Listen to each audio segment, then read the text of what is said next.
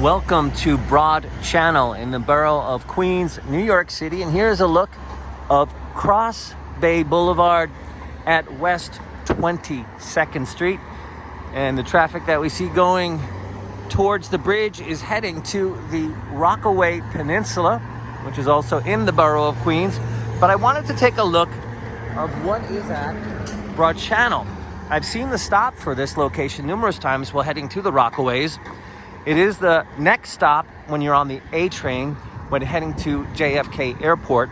And this is where you can pick up the shuttle trains that will bring you to around 116th Street in the Rockaways. But what's Broad Channel? Here it is. This is the only inhabited island by humans in Jamaica Bay.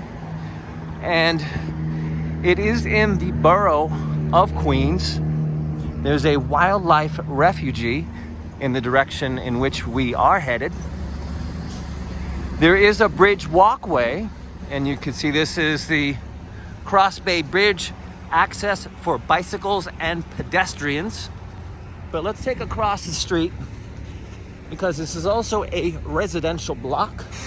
Again, that's the bridge to the Rockaways. And now let's take a walk down West 20th Street. See some of the homes. Get an idea for the community of Broad Channel. Now, most of the videos that I found about Broad Channel were discussing flooding.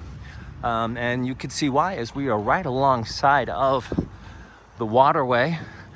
Big signs on Cross Bay Boulevard even talk about the plans to help protect this small island in the borough of Queens from flooding.